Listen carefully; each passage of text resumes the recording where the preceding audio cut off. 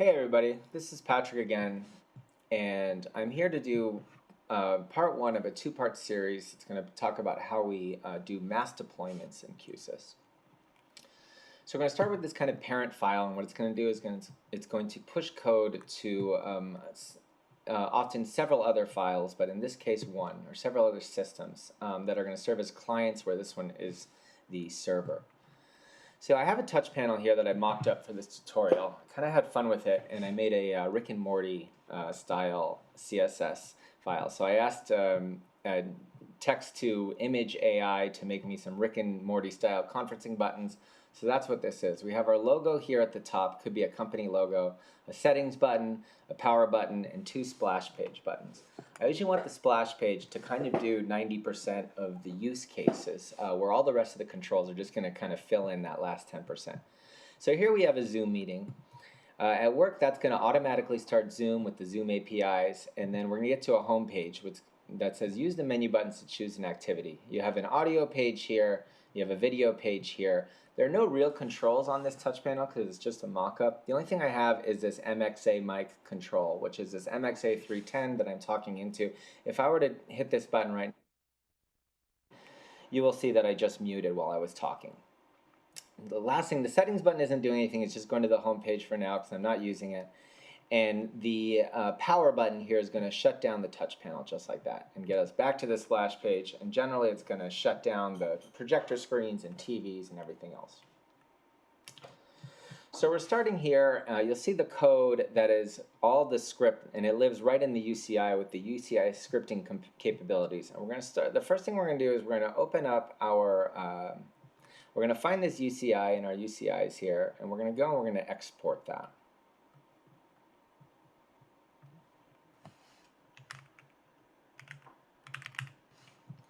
So we'll call that tutorial.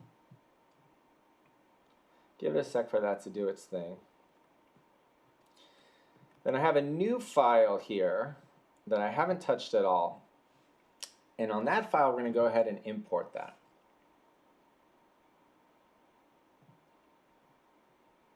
So we import the UCI. We're also going to open the configurator, and you'll see why in a sec. So we open our configurator. You see that I have two Q-Syses. One is the home Q-Sys, which is where the other file is living that I started with, and here's home Q-Sys 2. So if we go back to our page and we take the status block for here and we open up the properties, we will see that, the second Q-Sys is a nano, so we're going to change the hardware type right here. And we are going to give it that name, because when you push new Q-Sys code, it discovers it via the host name. Just like that. After that, we're going to open our user control interfaces where that touch panel that I just imported lands, and we are going to open that as well as drop in this UCI controller. The UCI controller, we're going to expose this script right here. I'm going to drag that over. And then we're going to add the most important component for this tutorial, which is the control link. So it's down here in components, control link. And then when we get into mass deployments, we want to be really careful about pushing code when we don't want to, or rather not pushing code when we don't want to. So what I like to do to put in between this control link and this UCI when it comes to updating it is I like to add this control router right here. So I'm going to drag that right in the file, and I'm going to change that to 2 inputs and 1 output. And from this control link, I'm going to go ahead and change a text edit. So similar to my last video, we're just passing in a string of text into the code input. The fact that you can do this in Q-Sys is probably one of its most powerful and underappreciated features. And that's what a lot of my videos revolve around. So if I make a link right here, and if I make a link to the code here, I can take these 2 buttons for the control router, and I can drag them out like so.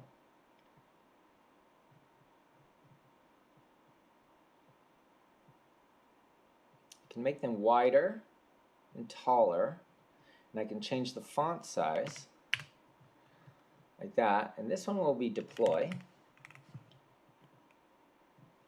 and this one will be don't deploy. So pretty much what's happening is when I want to deploy the touch panel, I hit this button and it will route this control link. And when I don't, I will route it away so nothing is feeding it. That way it's not going to do anything at all. The other thing I like to do is kind of change the colors on these. So deploy will be green.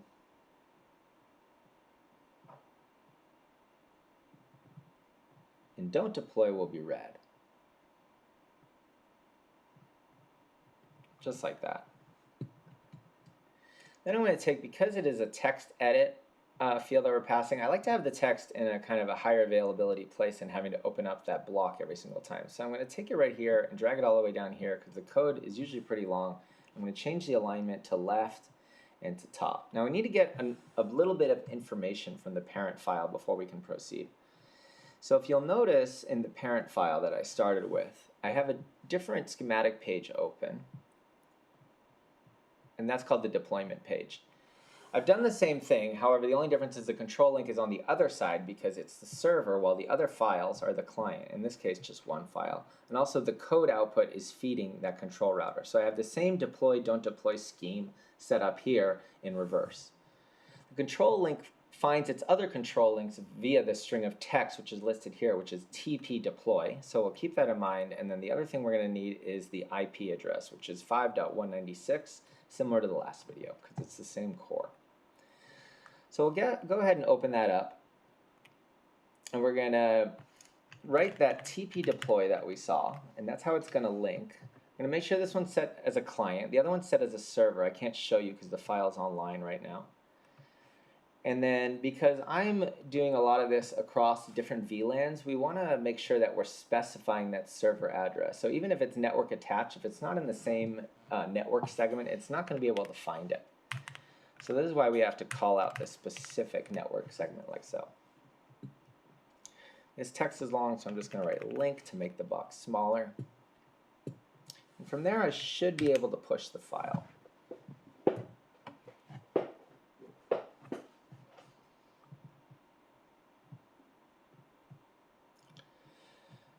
So the file is pushing, it's found it, it's going to take a sec. Let's go ahead and open up this file and we'll get back into this.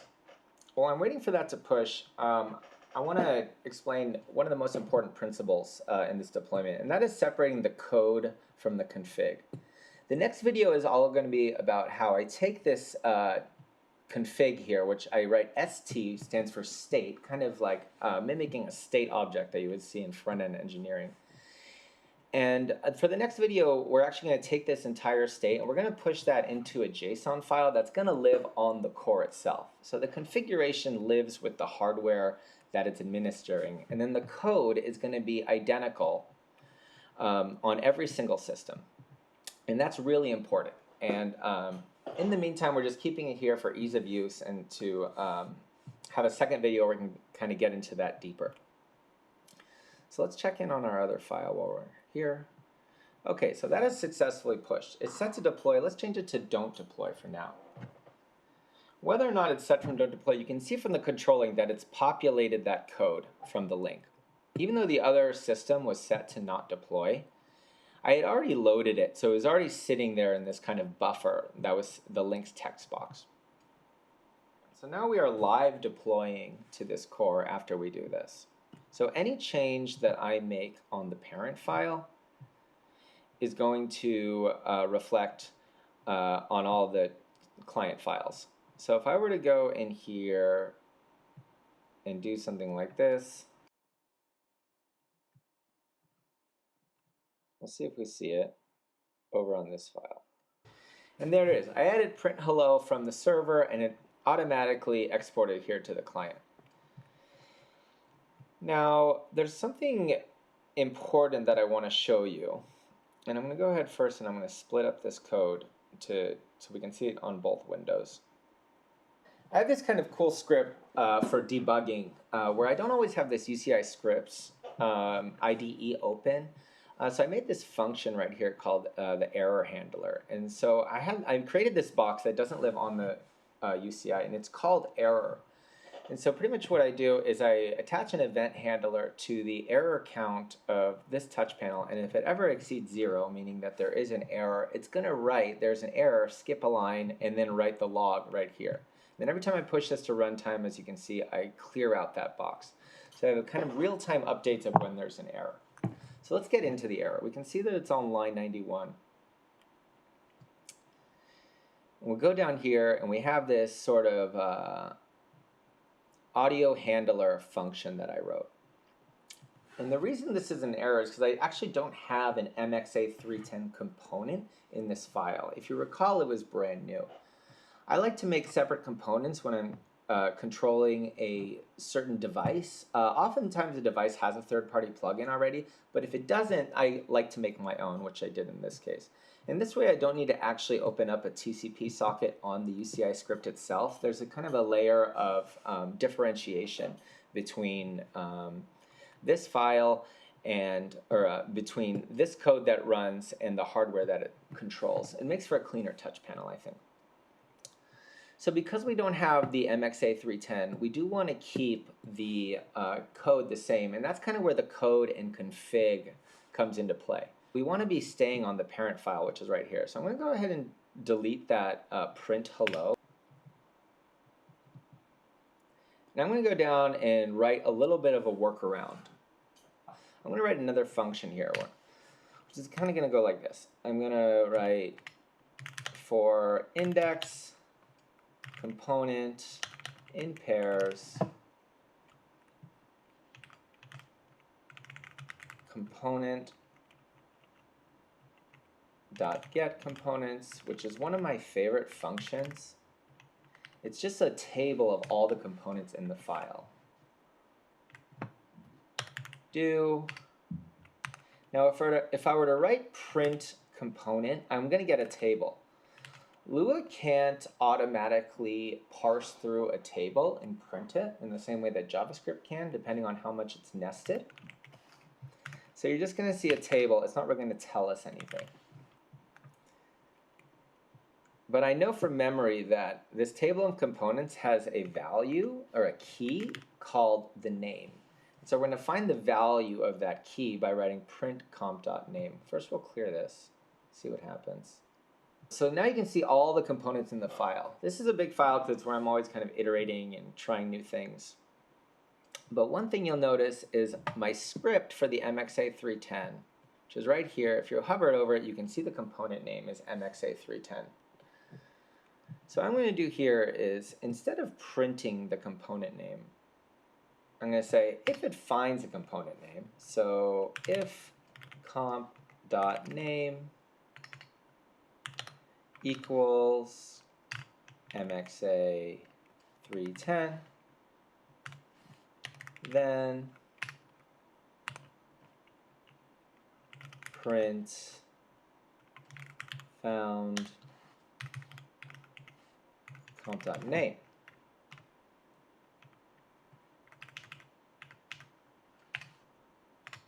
And like that. So there it is, found MXA310. And then what I will do is, if it finds that MXA310, it's going to alter that state object st.mxa equals true. And then we're going to assume that this works here. We're going to write an if-then statement to capture this whole mic logic. If st.mxa,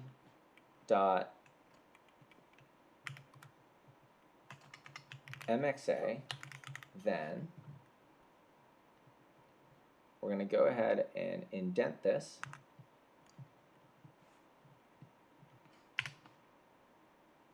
And write hen. So we save that.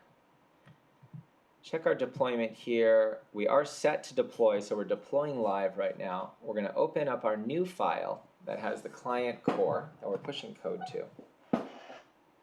So one thing you'll notice, if we scroll down to this audio handler,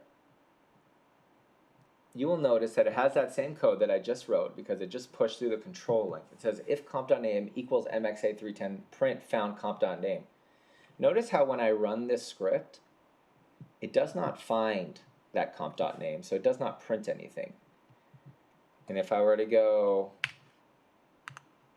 print comp.name. There's a much smaller file than the other one. You're only going to see a few components.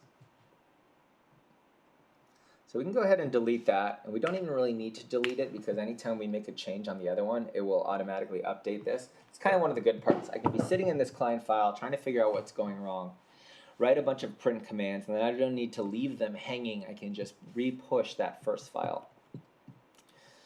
So this is a kind of like one of the main operating principles from this is we have a the code again did not change.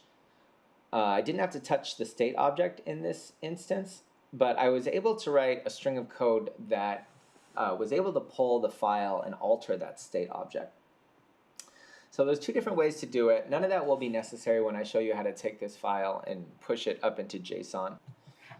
Okay, so now let's mock up a scenario where I want to make a change to the parent file, and I want it to distribute to all the other cores that are downstream of it. You'll notice that when I'm using the touch panel, if I'm going between the audio and the video page and I'm using the touch panel on however I plan to, if I want to shut it down, I go to the power button here and I hit yes. And then it's going to shut it down. It's going to go back to the splash page. That lets the user know that we've shut it down and the system is off. However, if I'm using it like so, and then I hit the power button, if I decide to change my mind, it's usually because maybe I hit the button on accident. I want to hit no. I don't want it to shut down. It should not go to the splash page. And you can notice that it is. And the reason it's doing that is because my shutdown handler is taking a table that is just the words yes or no, and then it's creating it's calling a control that is shut down and concatenating that yes or no to an event handler. So if you were to zoom in here, you would see that these buttons that I've created are called shutdown yes and shutdown no. It's a small example of how I use string manipulation to clean up the code and write less of it. But you'll notice that both shutdown yes and shutdown no are going back to the splash page through this function. So what I really want to do is I want to take not just a table of yes and no, I want to take a table of two tables. And then I want to call the place that I'm sending the layer as the second article of that function.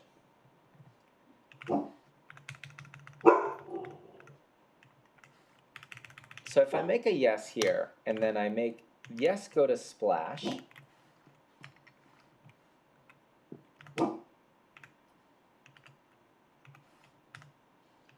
and I make no go to home,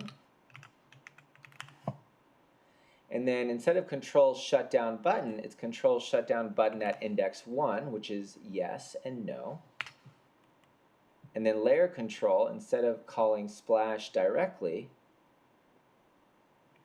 I'm going to call button at index 2, which is the layer that I want to call for each button. So if I push that here, now when I go like that,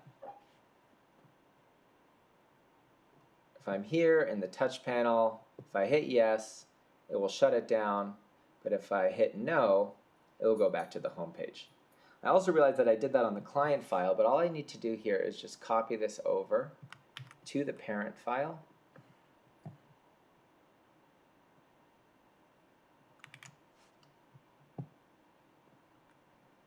And save it. Remember that I'm writing found MXA 310 only for this system here, so that's still there from when I did that. So if I go to no, it's going to go to home, but if I go to yes, it's going to go to the splash. Now imagine I have 10 different systems. I've now made this change and applied to all of them if I have them set to deploy and to not deploy. So the main example here is that I can make a change in the parent file and I can distribute that change to all the other children files downstream of it. And this allows us to keep that consistent touch panel deployment, a code base that we can iterate upon and work upon and make smoother and reduce the code and make more elegant, make more clear, and really kind of get that continuous integration, continuous delivery model applied to AV. Thanks for listening. And in the next lesson, we're going to get into separating that config file into somewhere else other than this code so it doesn't copy automatically. Have a good day.